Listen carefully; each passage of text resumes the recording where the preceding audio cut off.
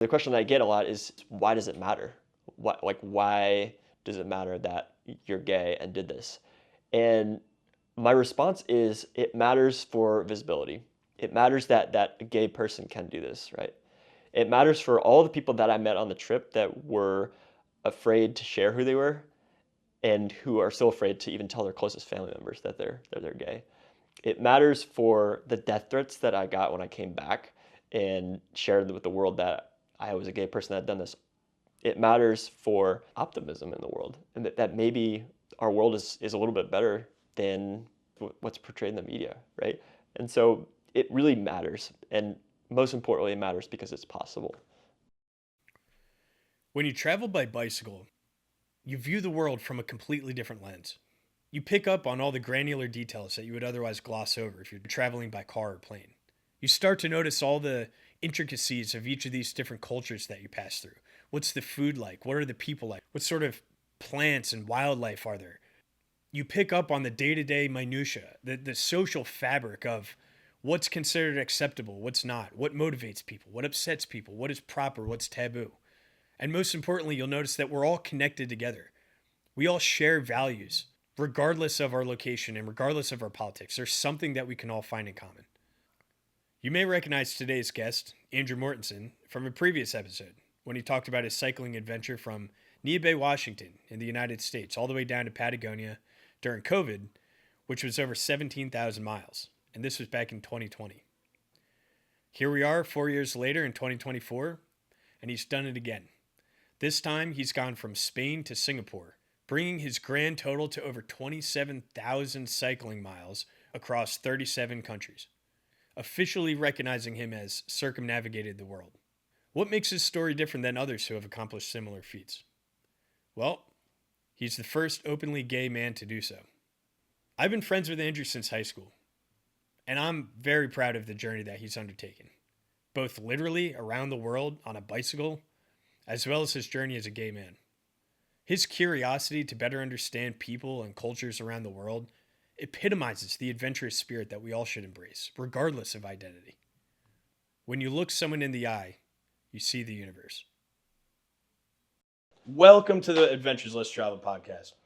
So the last time we spoke, you had rode 17,000 miles from Neah Bay, Washington to the tip of Patagonia, and this was in 2020, right? Yep. It is 2024, and now you have biked all the way across the world as the first known openly gay man to cycle around the world. So there's a bit of haziness around the trip. As you were doing it, you would post on Instagram a little bit, but you wouldn't really tell anyone what was going on. So maybe let's start there. What was the trip, and why?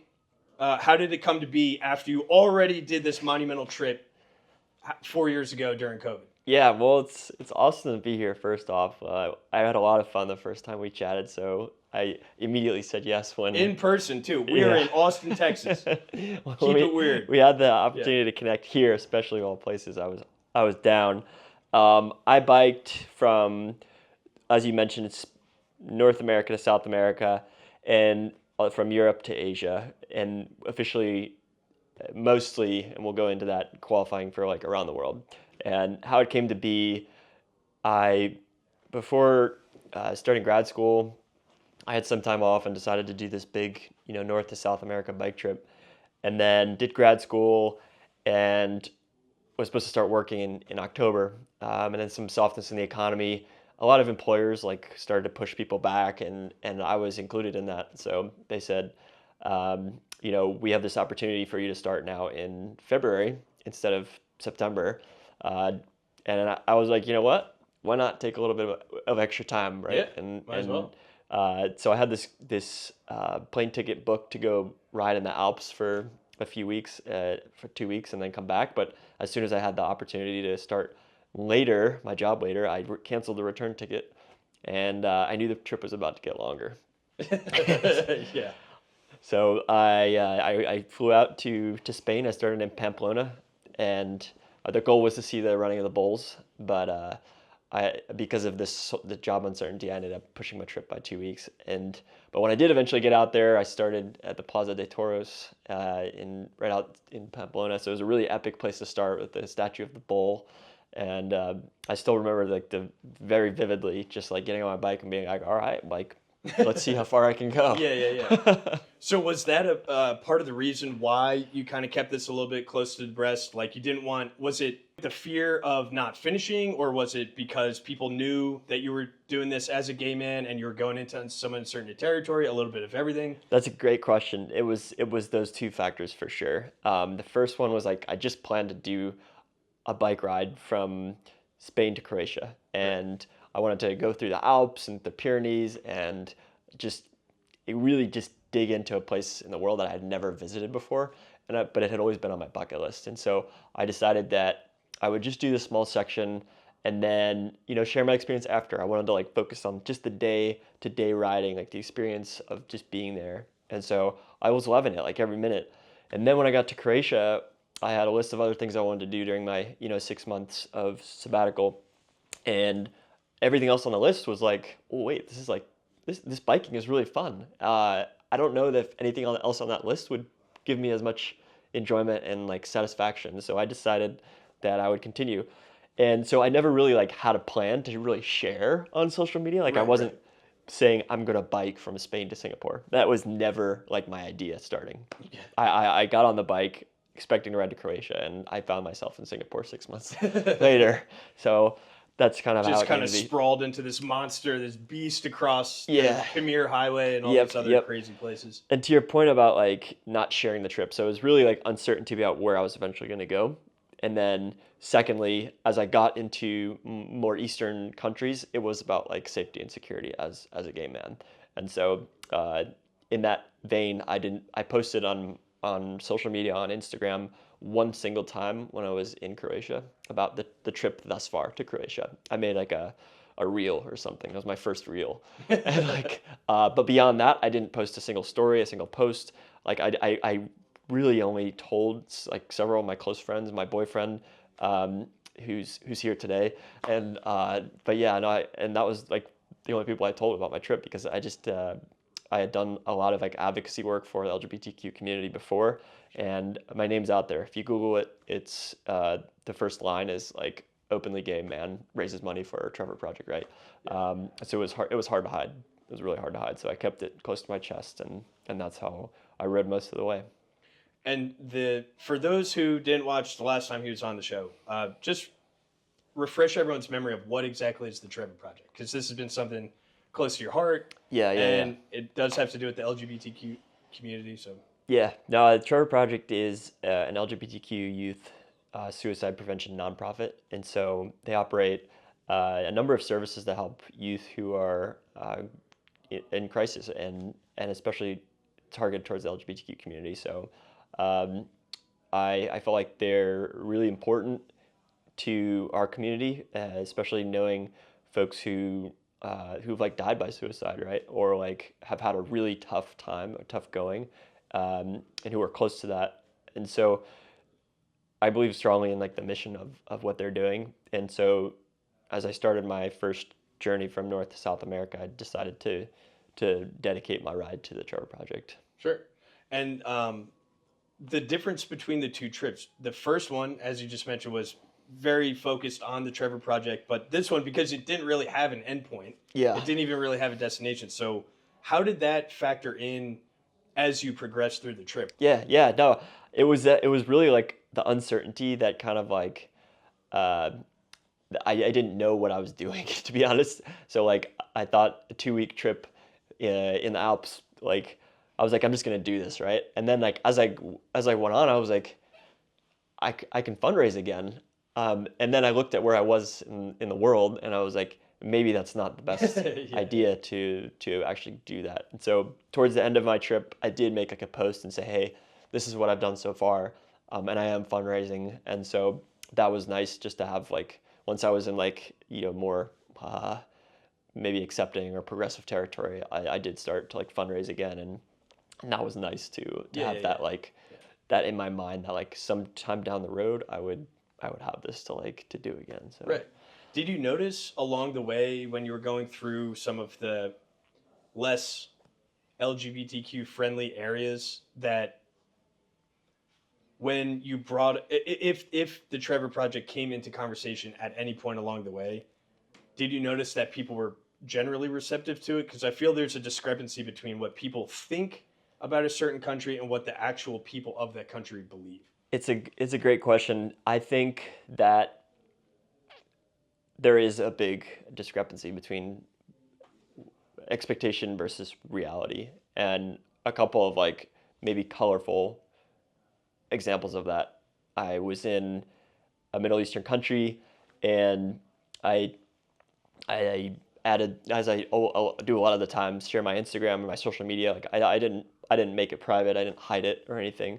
Um, that was just me saying like I'm not gonna hide who I am, but if someone finds out, then I'll address it in the moment. And so this person added me on Instagram, and we were in a cafe, and they say, "Oh, like you're gay," and I was expecting like backlash, right? But then they said, "Well, I am too," and in fact, the other person who's at this table that doesn't speak English and that's asking for your Instagram, you shouldn't give your Instagram to him.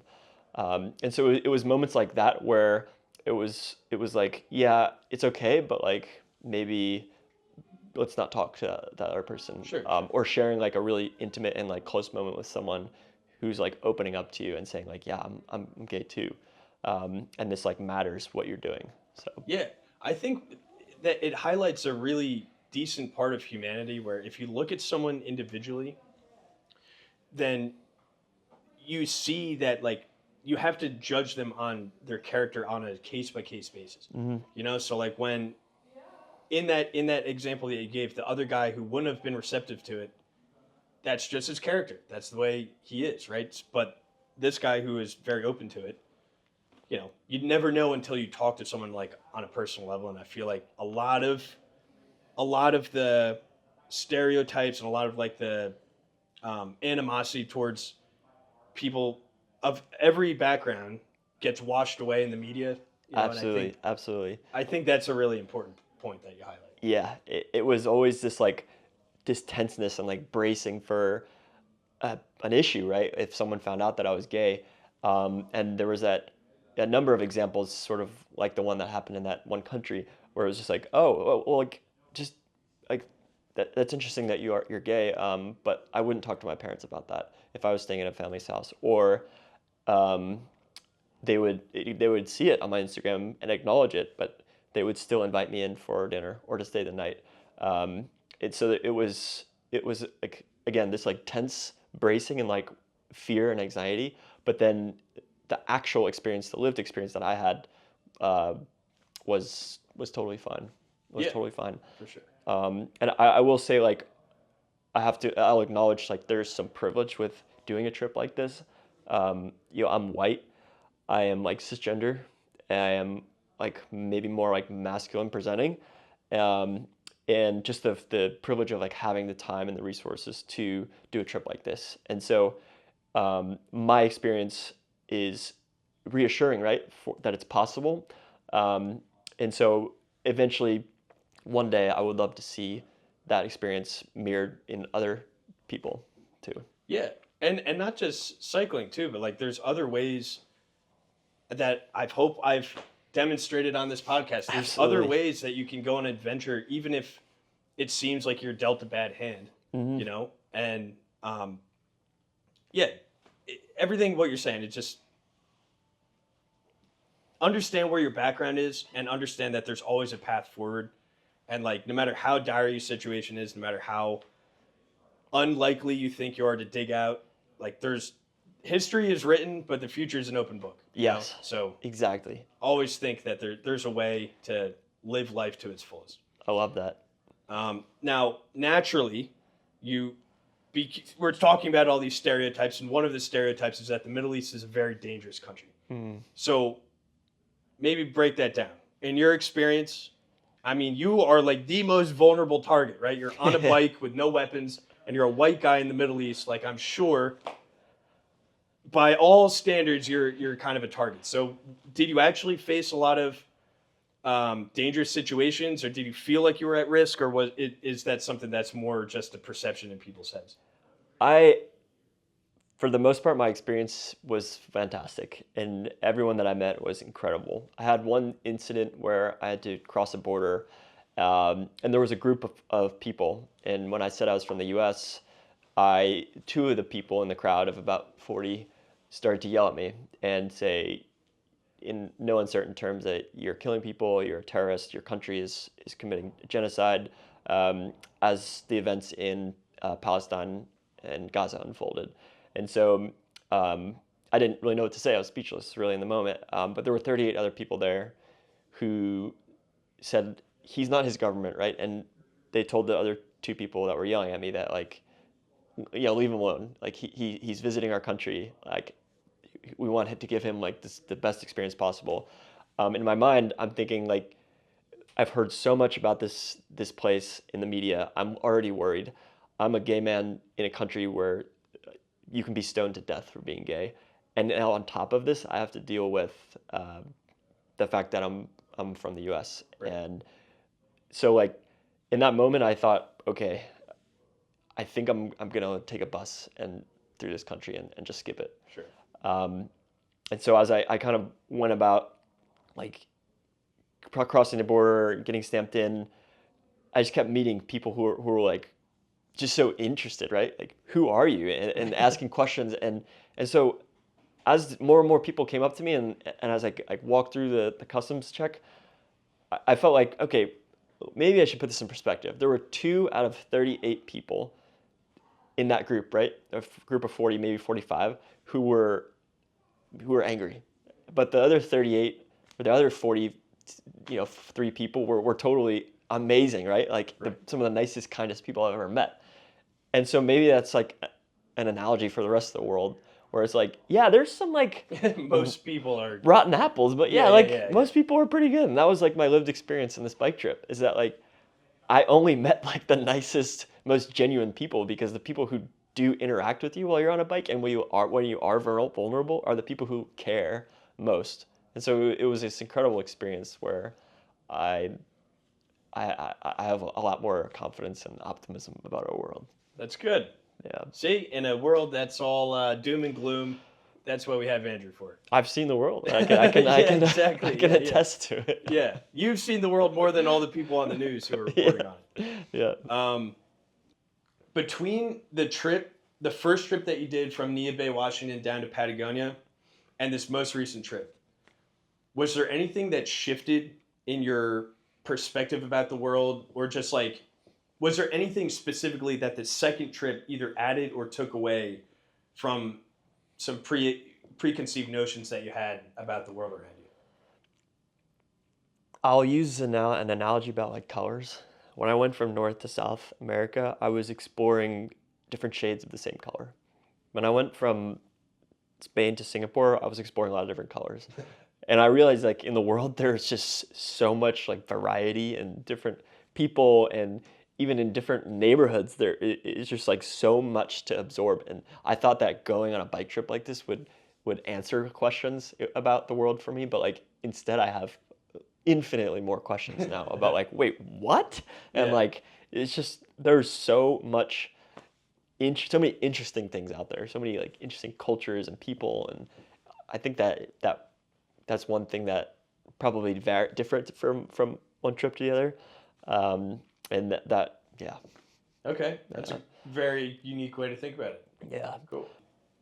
You said once, at somewhere in some post or some article, there's more that connects us than divides us. I think that speaks to everything you're saying, but maybe you could elaborate on that, between not just the Middle East, but the fact that you have now traveled around the entire world. Like, how does that quote resonate with you? It really hits hard in, like, the LGBTQ community. And when I was in the U.S. and North America, I would tell people about my fundraising efforts for the Trevor Project. And despite whatever, presidential or political sign they had outside their house, there's some, like, level where everyone can agree. And it may not be like LGBTQ rights. It may not be trans, right? Or like any of these things, like, or even gun rights, right? Or like immigration. It might not, like, you might not agree on that, but like at a higher level, there are things that you can agree on. And a lot of people that I met agreed that no one should kill themselves. No one should die by suicide. Right. No one should feel so isolated and uncomfortable with themselves that they don't feel like they have a spot in this world, right? And that is what I mean by there's a lot more that connects us than divides us, because there are like universal things that unite us, and if we can just get up to that level, it's a much richer experience. And get rid of all the noise and just focus on like what's really important about kind of sharing this sense of unity, I feel like. Yeah, and I felt that, right, in this trip when I met people who invited me into their home despite whatever reservations they had, or didn't even know who I was, like this random stranger, and still like invited me for meals or gave me directions or dropped food on the side of the road. It's it's really validating, and like like anybody can empathize with the need to like eat or to like find shelter when it's raining, Right. or have a place to sleep for the night. And so yeah, there's just like way more than we realize that like that totally like unites us. We focus a lot on like maybe the like 0.5% things that are different about you and I and everyone here. So Right. And I've gotten a lot of questions about like being the first openly known gay person to do this. And the answer, or the question that I get a lot is why does it matter? Why does it matter that you're gay and did this? And my response is it matters for visibility. It matters that a gay person can do this, right? It matters for all the people that I met on the trip that were afraid to share who they were, and who are still afraid to even tell their closest family members that they're gay. It matters for the death threats that I got when I came back and shared with the world that I was a gay person that had done this. It matters for maybe like optimism in the world, and that maybe our world is a little bit better than that's what's portrayed in the media, right? And so it really matters, and most importantly, it matters because it's possible. So I think that to people who are wondering, why does it matter? That's the answer that I have for them.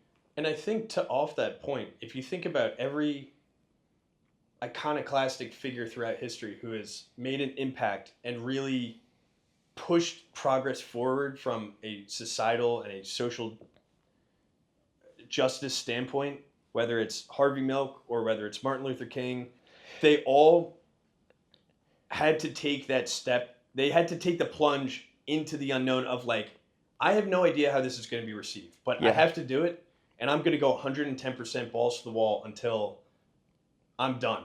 Yeah. And so it's honestly, my perspective of it is that you are the one who's like, okay, if people can't appreciate the fact that like you're open about it, but you're not pushing it on people when you go through these countries, like you're, like we were saying, like you view the person on a case-by-case basis. Yeah. And so I respect you if you respect me.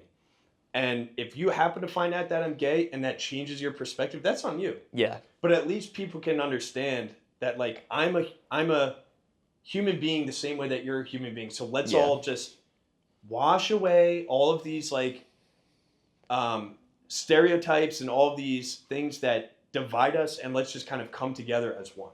Absolutely. No, absolutely. And I think like with that too, some people like there were two other things that I kind of realized in that when I was in the Middle East, like I didn't really share who I was. I didn't say, "Hey, I'm Andrew, I'm gay," and like I think that I had to like kind of hide that part of me, right, in that portion of the trip.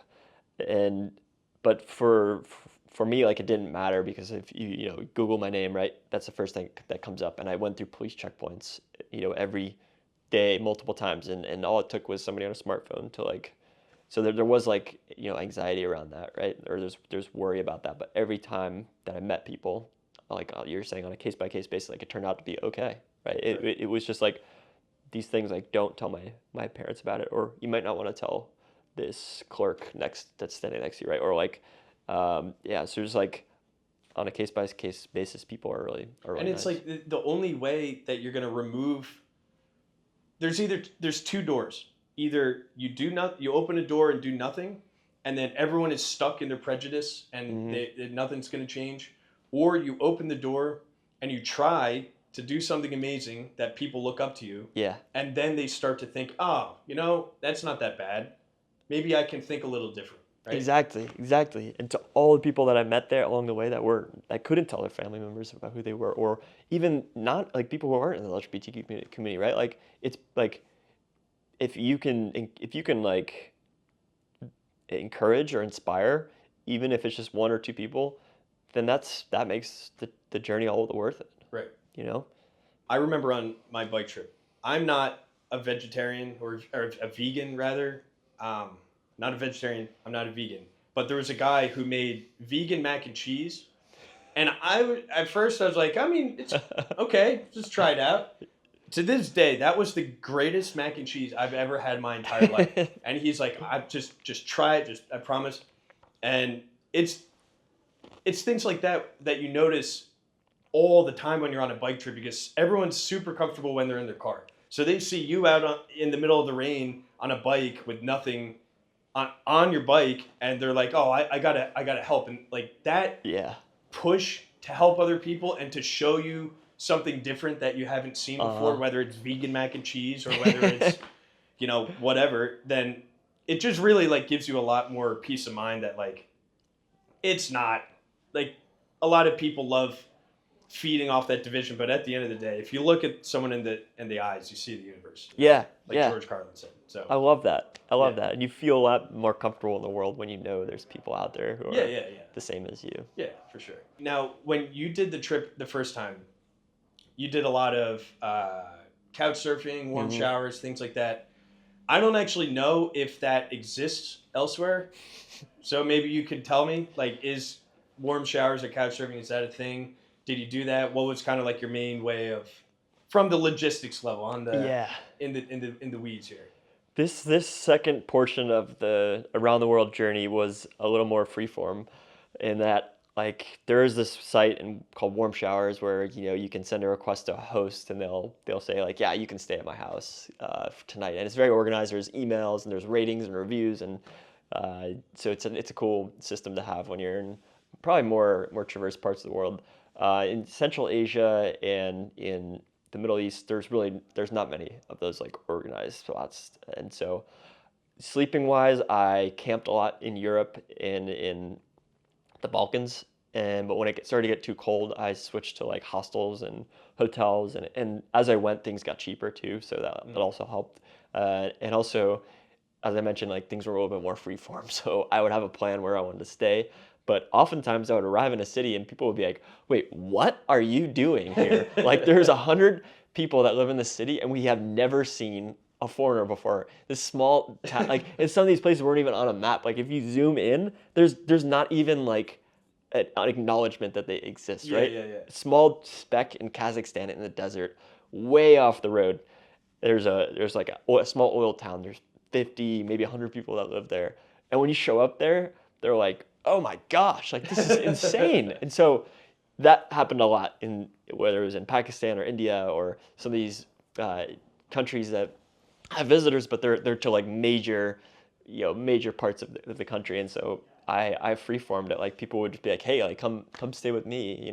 You can sleep in our house," or "Hey, like come to my sister's wedding or something," or like our birthday party. Like I went to all these like family events that are really like intimate that they were just so open to just having me in. It's almost like, am I the circus act here, or do Yeah, they yeah, yeah. genuinely want me to be here? I don't know. Like, hey, look at this guy. Look what I found. Yeah, it's Yeah. literally like you feel like you're a celebrity Yeah, almost. yeah, yeah. And then when I got towards the end of my trip and into uh, like Thailand and Malaysia and Singapore, I was just like a normal person again. Yeah, yeah, Because like yeah. there's just like there's tourists Yeah, there, yeah, right? yeah, Like yeah. yeah, so that was yeah. Um, I asked this. I'm pretty sure I asked this the last time you came on, but now you have an expanded worldview. So culturally, across all of the places that you've gone, is there anything that you think is worth sharing with the world to let them know that's something that they probably don't know already? Like, was there a part of China that we went to where everyone has this misconception about China, but really your perception was this, or through Pakistan, or the Middle East, or even through Europe, like any place that you went across everything, and even North and South America, that was like, man, I remember being there, having one idea, and it turned out to be completely wrong. I think there was a lot of that, like maybe like expectations versus reality, and also just being a part of the world, like being at level zero. You see, you smell, you hear the world every single inch at a time. And you also learn about the world that way. And that's really powerful because when you go into a region, there are things happening around the world that don't even bubble up into our like our media or our knowledge. And I'll give you like an example in India, they're in the northeast in Manipur.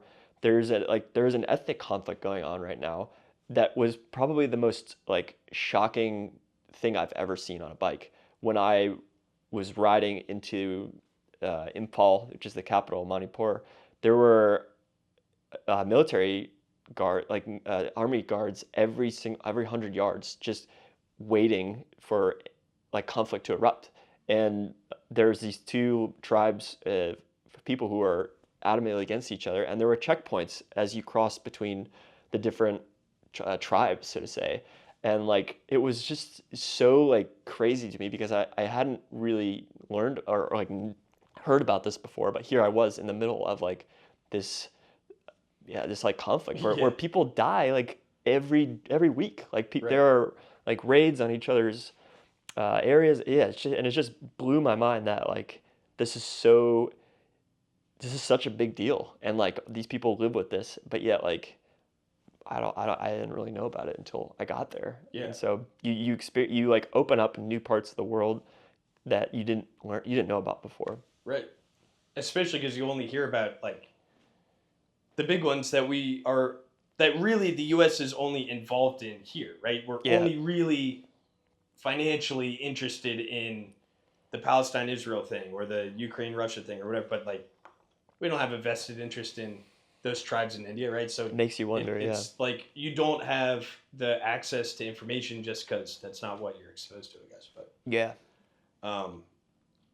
So on a much lighter note, now that you have gone 27,000 miles, not 27 miles, according to world record standards for going around the world, it's 18,000. So you absolutely smashed that record. Yep. So what does that mean in terms of like, do you even like, have you wrapped your head around that yet? Or is that just something that's like, oh yeah, by the way, fun fact guys, I happened to smash the record for going around the world? Yeah, well, let's go through just some of the criteria because I think it's important for viewers and for folks to understand like what is around the world, right? I think that's important. And then secondly, is just like the perspective. But the first thing is to go around the world according to like the Guinness Book of World Records and to the Ultra Cycling Association, which are pretty commonly like acknowledged places that have credibility with all of this. The first component has to be like west to east or east to west. It has to go one direction, right? The second component is it has to be at least 18,000 miles cycled, and then I think it's at least I think at least 18,000 miles cycled. The third component is you have to go through an antipode, which is like two opposite points in the world. And then the fourth component is that you have to start and end in the same place, and it has to be continuous. And so the last two are where it gets like a little fuzzy for me because I took a break for grad school, so it wasn't like necessarily continuous.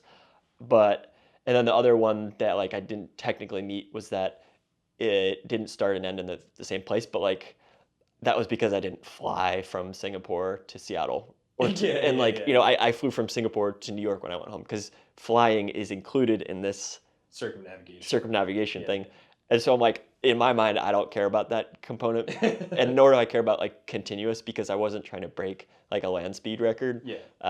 So I've met like the core like components of going around the world. It's just like it wasn't continuous and it wasn't like starting and finishing in the same point, which I understand. Like if I had missed miles or something like between Seattle and like Chicago, or like if I started in Chicago and like that whole gap, but like I covered every single inch that I could bike in that time, and like I just didn't take a plane back to Seattle. Yeah, yeah. So it's like, yeah. Yeah, yeah. But yeah, no, it's a little bit like eye-opening. It's like, wow, I actually like cycled around the world, and it like doesn't really hit you until you think of it like that. Sure. Yeah. Because each day that I got out there was just like another day on the bike.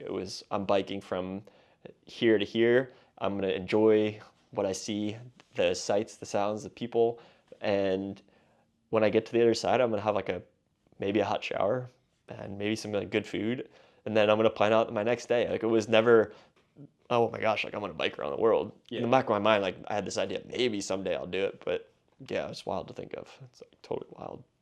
And yeah, at the end of the day, like how many other people can say that they've covered 27,000 miles, right? When you're on your trip and you say you want to cover every inch, there's two kinds of people who do bike touring.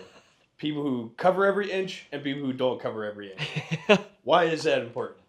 It matters to me. I am an EFI, and that stands for every curse word inch. Yeah. And I want to bike it all because at the end of the day, I'm biking like around the world, right? And so I wanted to cover every single inch, and that was really important to me. Even when people were offered me rides or truck drivers stopped on the side of the road and say like, "Get in," and be like, "No, I'm going up this mountain. Like I'm doing it," right? Or in a tiger reserve in Nepal when they told me I can't ride there because there was one person per month on average has gotten killed the last 2 years. I made my case for why I should be able to bike there.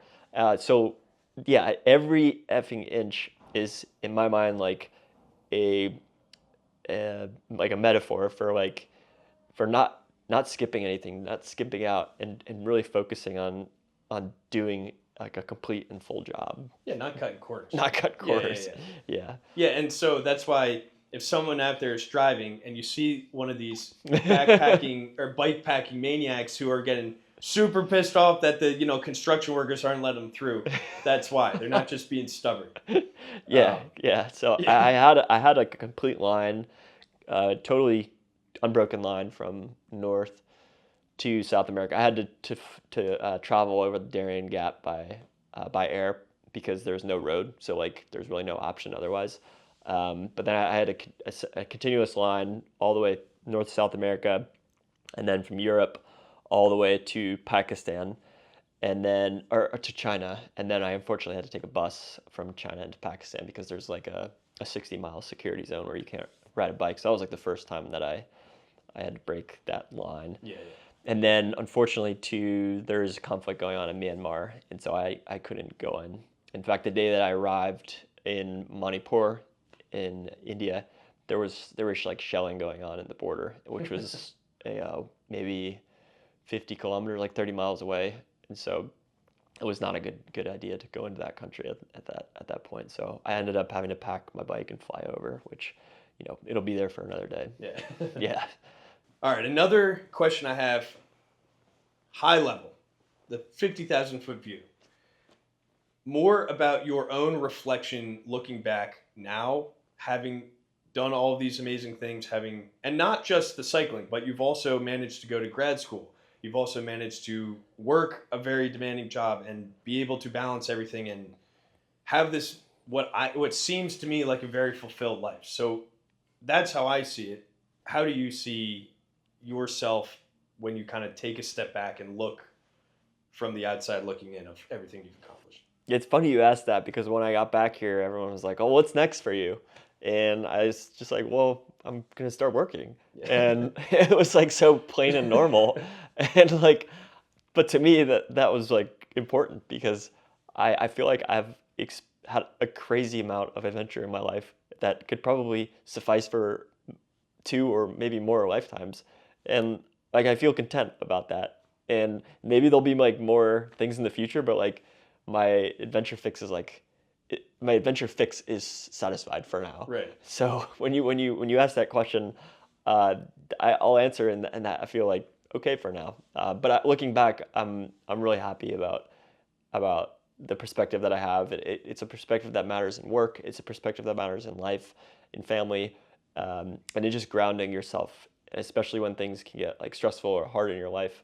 It's really just a reflection like, well, it may not be like this thing might be trivial in comparison to what's the rest of the world, right? Right. And the And things that I saw. it's almost like the uncertainty of the future is the next adventure, right? Like it doesn't necessarily have to be going and, killing yourself out on the road every single day. It could very well be like throwing yourself into a mental challenge that like you didn't think about, or like something.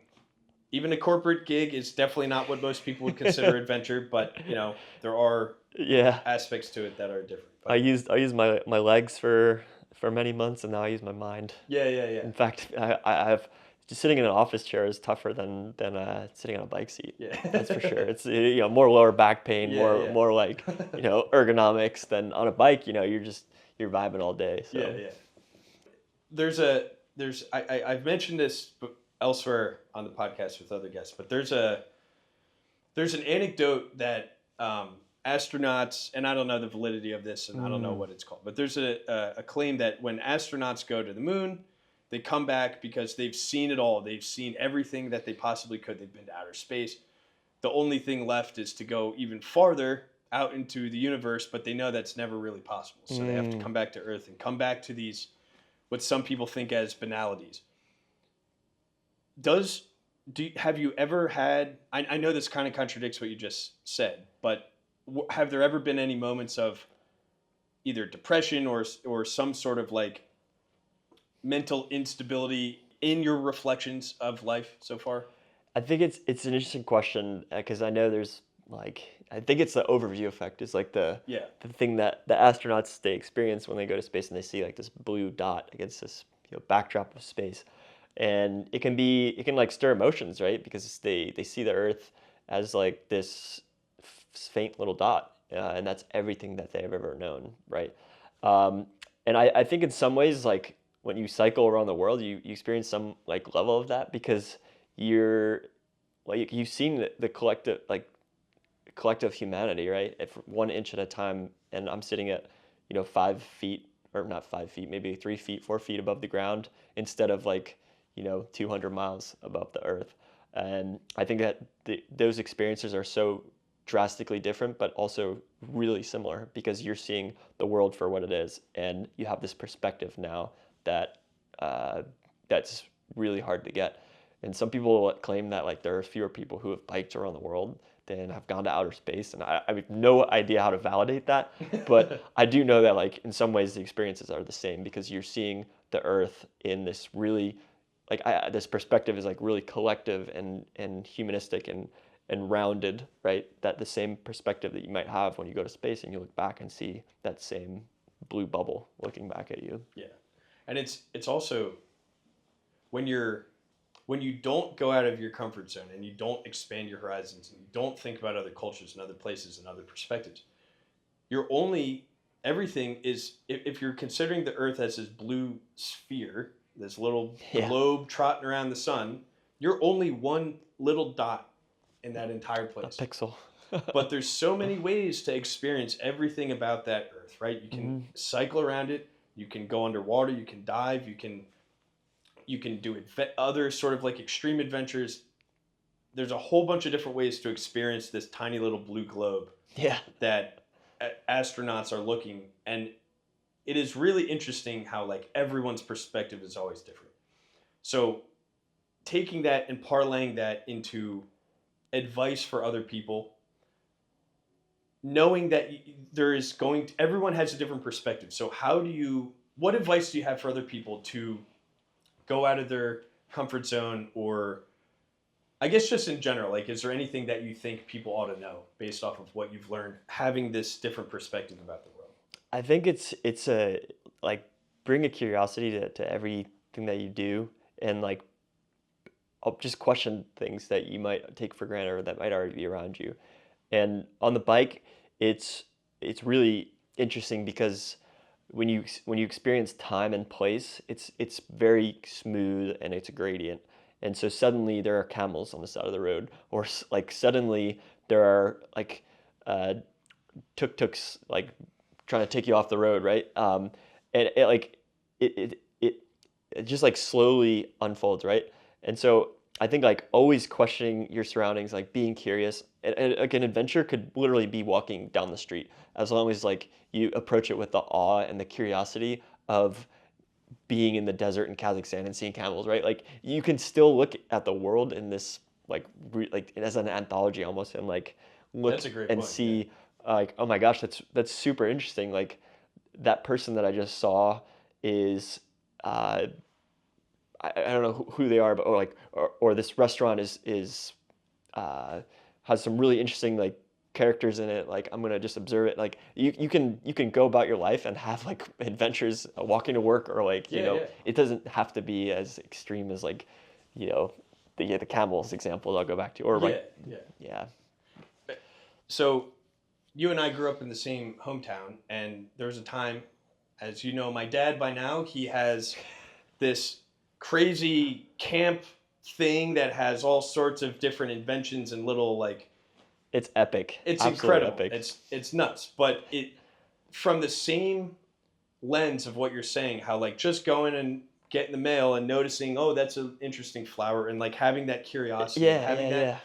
that's how he took what was just like a simple backyard with a super overgrown in the middle of the woods, and he had the vision to like, oh, I can cut a trail here, I can level it here, I can put, Yep. and so like most people wouldn't think that's in and of itself as adventurous, just going in your backyard, unless you see it a different way, right? Exactly. If you Exactly. change your perspective of like how you view whatever it is that you're undertaking, right? Now that I've started a job too, I of like I'm working with at a company, right? And even that, like looking at it every day upside down, like this is so interesting. Like what goes Yeah, on at this company, and like the people that I meet and the experiences that I see, like just like your dad has built like this amazing like fortress, I have to say, in their his backyard. Like as long as you approach, and it's all about perspective, right? You just have to like flip it on its head and be like, wait, why is that person doing what they're doing? Or like,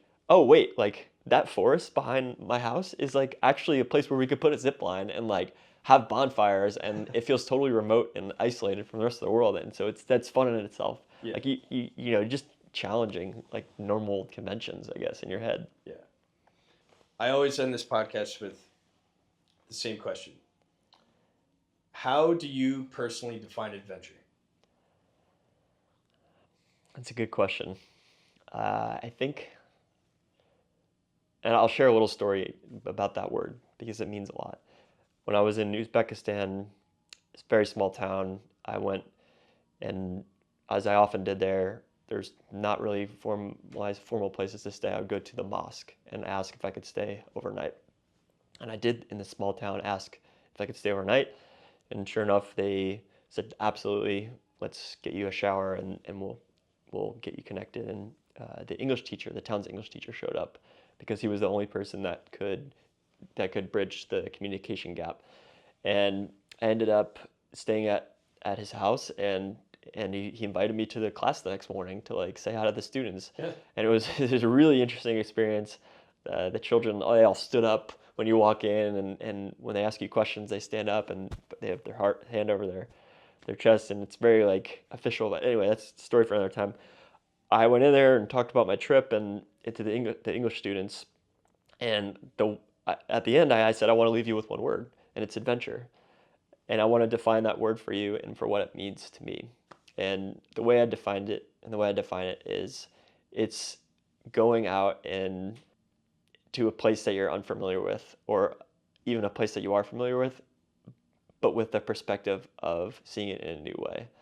And I think that it could be like we mentioned, an adventure walking down the street. It could be an adventure going into the desert in Kazakhstan, but it's all about perspective, and it's all about like challenging yourself to do things that might not be so conventional for you. So that's beautiful, man. It's a great definition.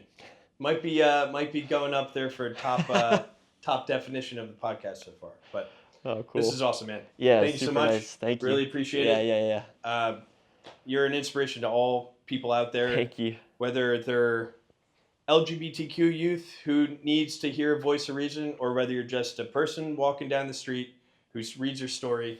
It's incredible. And I truly wish you the best in your future. Thank you. Thank you. It's been fun. Awesome. All right. Thanks, everyone. Thank This you. is great. Take care.